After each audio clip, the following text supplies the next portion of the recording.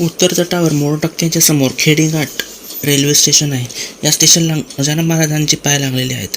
मैयावर इथे दोन्ही पूल आहेत, एक बसचा तर दुसरा रेल्वेचा. रामपाल घाट कडून परिक्रमावासी आले की रेल्वे पुलाकडून आल्या पहिले डावे वळण घेतल्यावर पहिली दिसणारी इमारत म्हणजे समर्थ कुटी. श्रीराम महाराज मराठी भाषिक. नर्मदा तीरी आले आणि नर्मदेचेच झाले. येथे सन 1989ला श्रीराम महाराजांनी हे स्थान निर्माण केले. 4 मजली मंदिर आहे. सर्वात खाली श्रीराम महाराजांचा फोटो, त्यावर श्री गोंदवलेकर महाराज मंदिर, त्यावर श्रीराम मंदिर आणि सर्वात वर शिवलिंग. शेजारी नर्मदा मैयाचे मंदिर आणि बजरंगबलीची मोठी मूर्ती अशी रचना आहे. श्रीराम महाराजांनी 3 परिक्रमा केल्या आहेत. गोंदवलेकर महाराजांचा अवतार असे त्यांचे भक्तगण मानतात.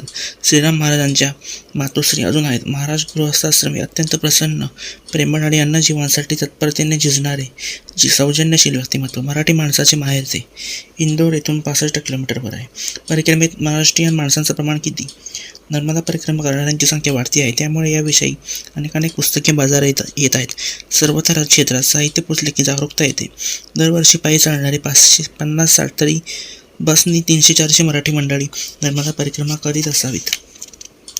सर्पेश्वरीचे ब्रह्मानंद. बडवाजवळ सर्पेश्वर नामक शिवमंदिर आहे. निबिड अरण्यातील हे ठिकाण 100 वर्षापूर्वी किती दुष्कर असेल याची कल्पना केलेली बरी. तेथे सर्प आणि हिंस्र पशूंचा सतत वास असे. गुरूंच्या आज्ञेने अनंत शास्त्री अशा विजनवस्त्रात राहणारे आणि 3 कोटी श्रीराम नामाचे अनुष्ठान पूर्ण करणारे होते. कंदमूळ याशिवाय काही तिथे नव्हते. तेही स्वतः शोधून खायचे, कोणी आणून देणार नव्हते. गुरु आज्ञाप्रमाण मानून अनुष्ठान सुरू केले.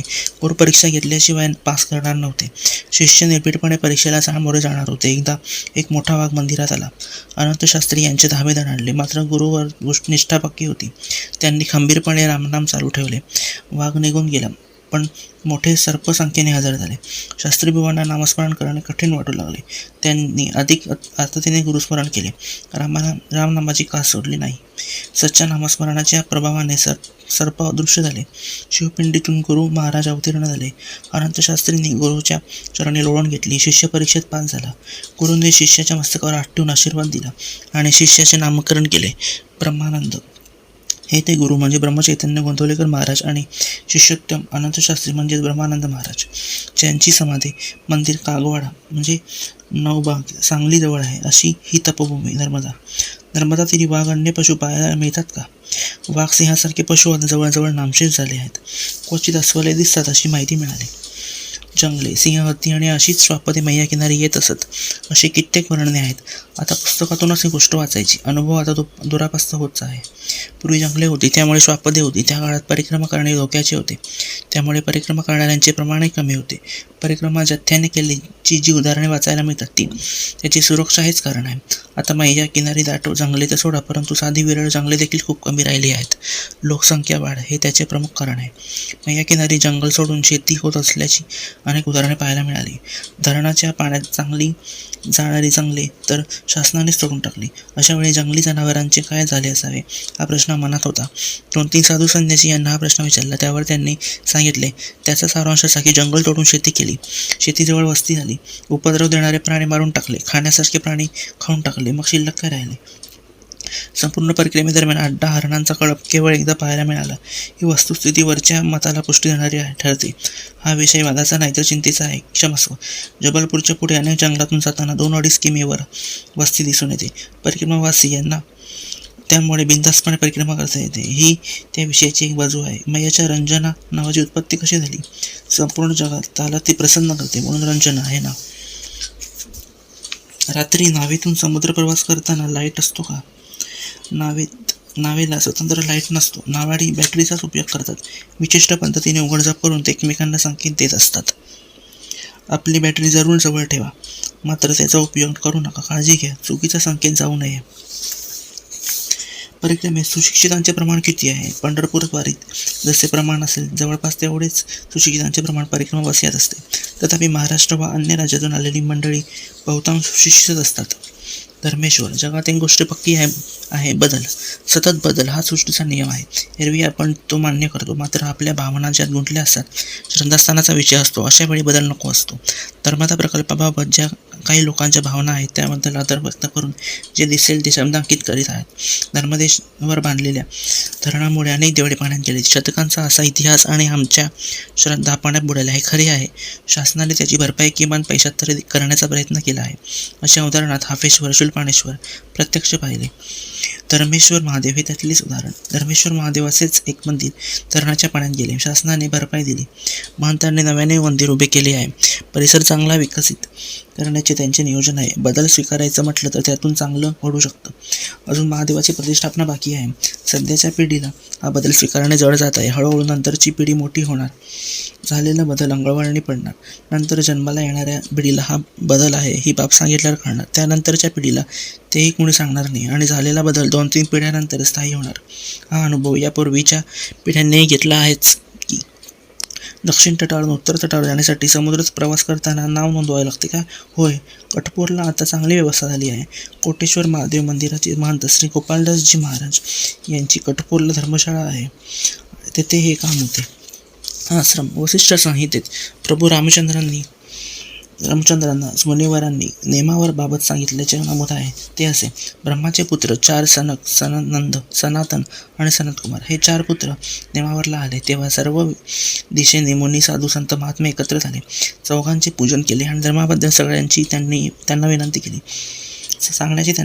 प्रथम सनक यांनी ब्रह्मचर्य आश्रमाबाबत मार्गदर्शन केले. 8 वर्षानंतर गुरुगृही राहून भिक्षा मागून ज्ञानार्जन करणे, यमनियमांचे पालन करून 25 वर्षापर्यंत ह्या आश्रमात राहणे, गुरुदक्षिणा देऊन बाहेर पडणे.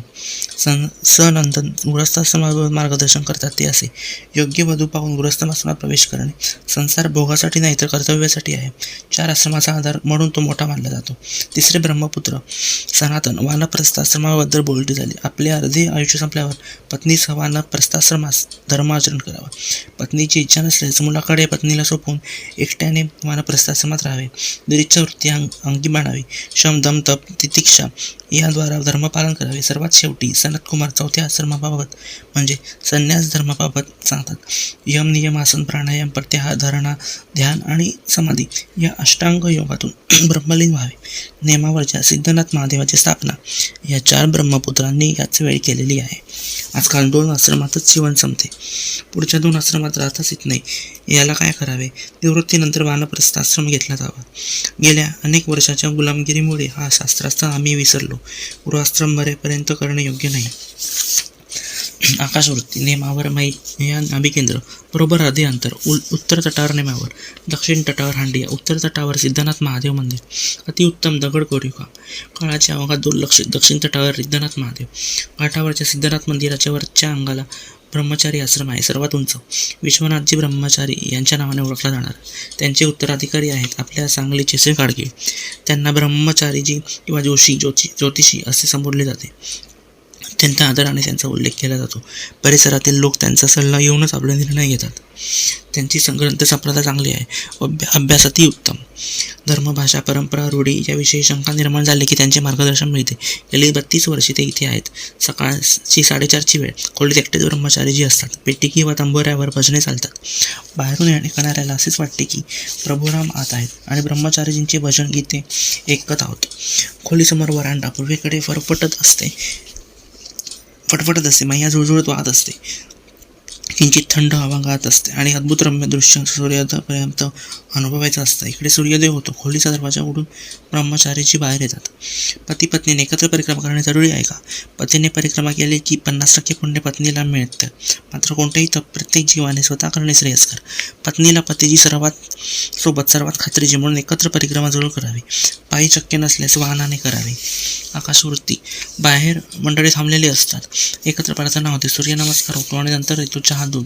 अशा मंतरलेल्या वातावरणात अजून एक दिवस घालवावा. ब्रह्मचारीजींचा सहवास लावावा. काही ऐकायला मिळाले म्हणून आम्ही नेमावरला थांबतो. अजून एक दिवस. काल जेव्हा नेमावरला पोहोचलो तेव्हा 12चा सुमार होता. आश्रमात येताच समोर जी व्यक्ती दिसली त्यांनाच गाडगीळ काकांना भेटायचं आहे. कुठे आहे ते अशी पृच्छा केली. त्यावर त्यांनी अगोदर आसन लावा नंतर भेट होईल असे सांगितले. आम्ही आसने लावून बाहेर आलो. त्यांनाच पुन्हा भेटून आम्ही मैयासन पूजन करून सुमारे 1.5 तास भोजनासाठी येऊ असं सांगितलं. तेच येथील महंत आणि श्री गाडगे काका होते. प्रथम दिसले त्याचवेळी ते पहिल्या पंक्तीची सोय लावत होते. पहिली पंगत झाली, दुसरी झाली. महंत आपल्या जागेवर शांतपणे आमची वाट पाहत होते. आमचे नित्यकर्म झाल्यानंतर आम्ही भोजनासाठी गेलो. तिसरी आमची पंगत त्यांनी वाढली. नंतर ते शेवटच्या पंक्तीत भोजनात बसले. दररोज एवढी माणसे जेवतात. आश्रमही बराच मोठा. मग खर्च कसा चालतो? उत्तर मिळाले, आकाशवृत्तीने. प्रभू जे देईल ते न मागता. समर्थ रामदास कसे दिसत होते असा प्रश्न जर कोणी विचारला तर मी उत्तर देईन, चा नेमावरला आणि पहा ब्रह्मचारीजींना. मोटारीने परिक्रमा केल्यास परिक्रमेची पुण्य मिळते का? परिक्रमा आहे, तप आहे. याची भान ठेवून परिक्रमा केल्यास पुण्य जरूर मिळेल.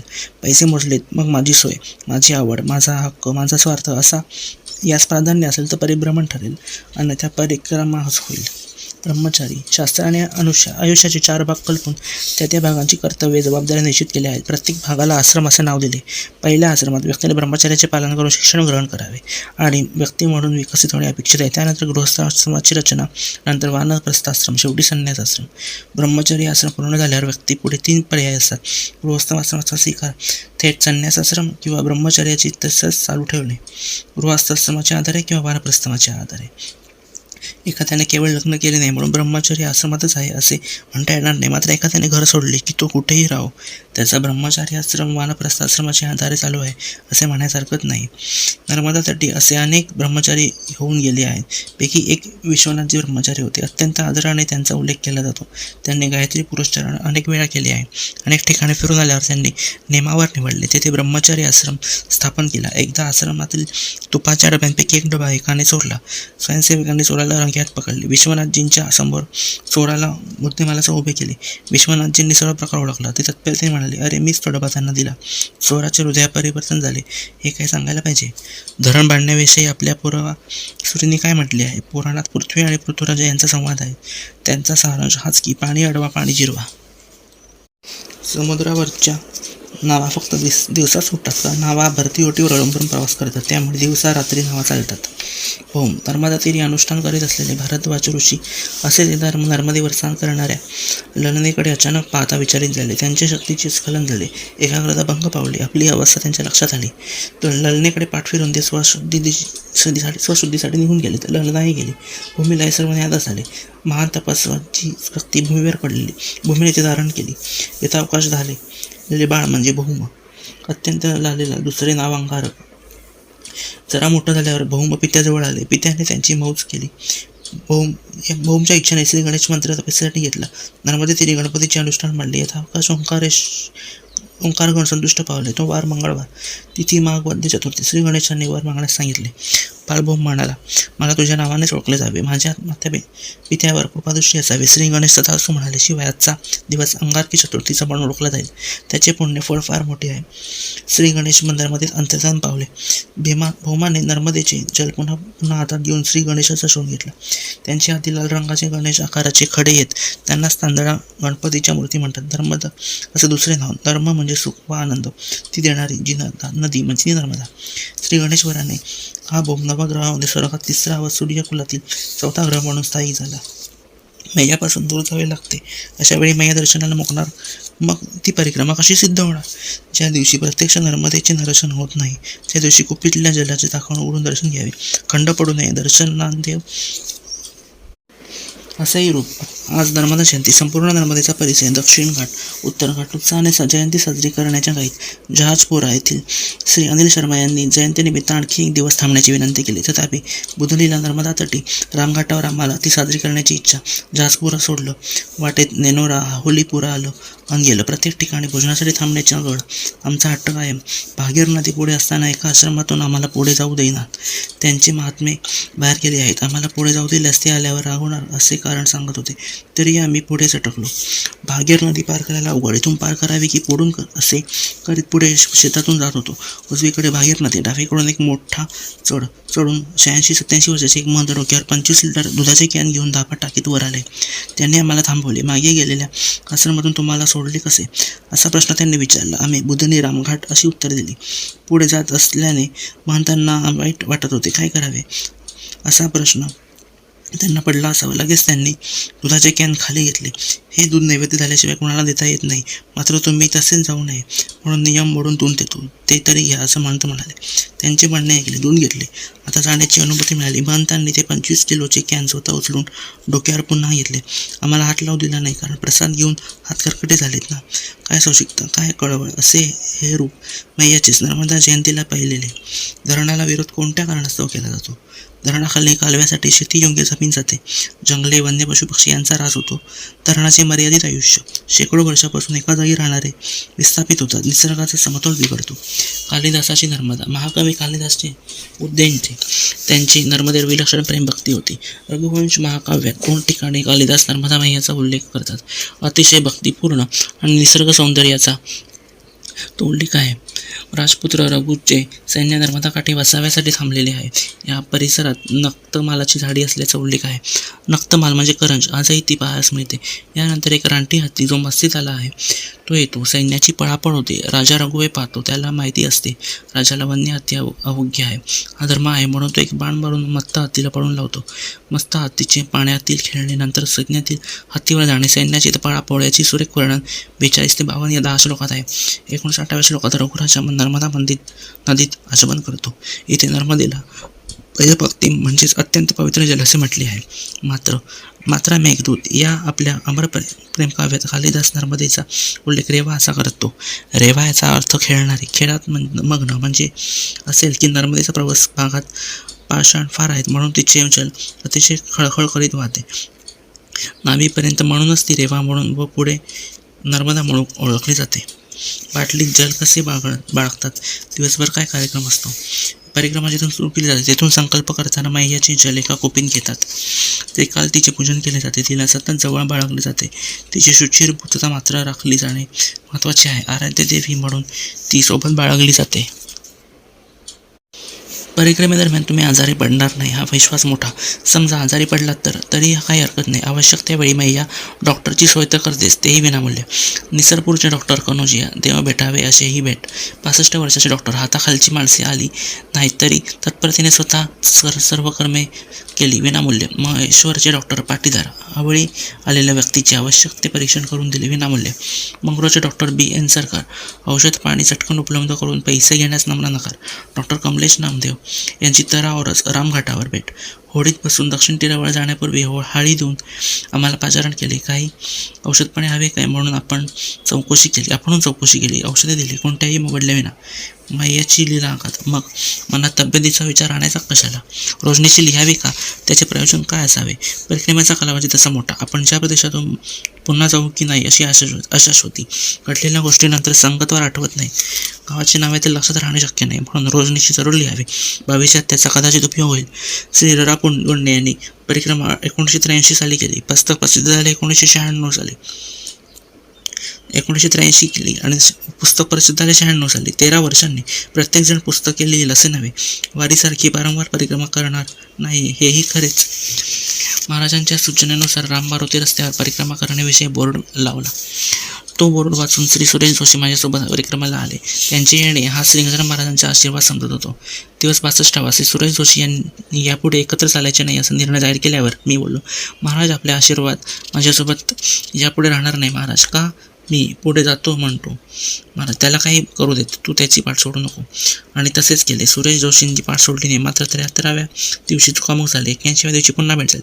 87व्या दिवशी ताटातूट झाली. सकरी गाव मुक्काम झाला. मी एकटा होतो. महाराज तुमचा आशीर्वाद यापुढे सोबत राहणार नाही. मग एकतर मी घरी जातो नाहीतर बसने परिक्रमा पूर्ण करतो. अजून 200 किमी चालायचे बाकी आहे. एकट्याने पायी परिक्रमा पूर्ण करणे मला शक्य वाटत नाही. एवढेच ना, मग चल मी तुझ्यासोबत आहे. आणि पुढचा सर्वात अवघड कमी मनुष्यवस्तीचा जंगल रस्ता असलेला परिक्रमेचा भाग मी पूर्ण केला पायीच. सोबत अर्थात श्री गजानन महाराज होतेच. प्रत्यक्ष मायाचीच याला साक्ष होती. परिक्रमेदरम्यान आजारी पडल्यास काय करावे? परिक्रमा आपण करतो ही बाब प्रथम विसरून जा. मैया गुरुती करून घेत आहेत ही गोष्ट पक्की ध्यानात ठेवा. तसे केले म्हणजे एकतर आजारी पडणार नाही. पडल्यास मैया धावू नये, इलाज होतील, परिक्रमा पूर्ण होईल हे एक लक्षात ठेवा. गॉड हेल्प्स देम हू हेल्प्स देमसेल्व्स.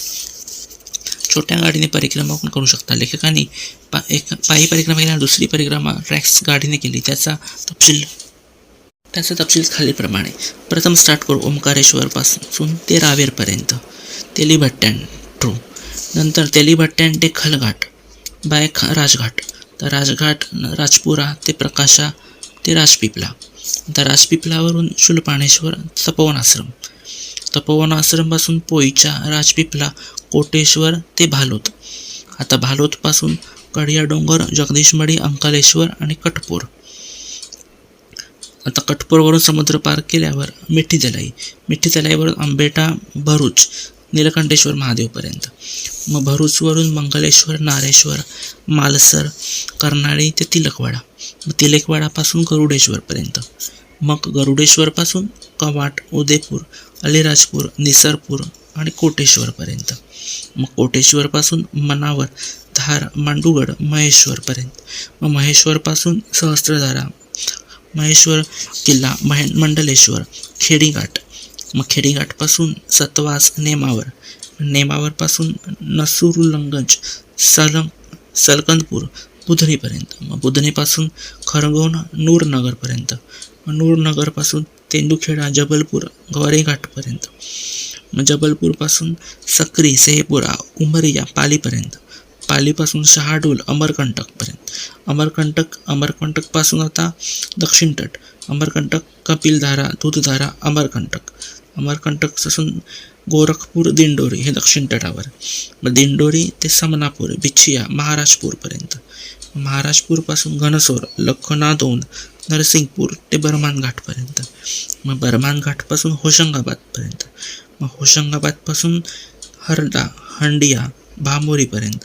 आणि मग भामोरीपासून हंडिया, हरदा, खांडवा ते ओंकारेश्वरला परत आपली परिक्रमा पूर्ण होते.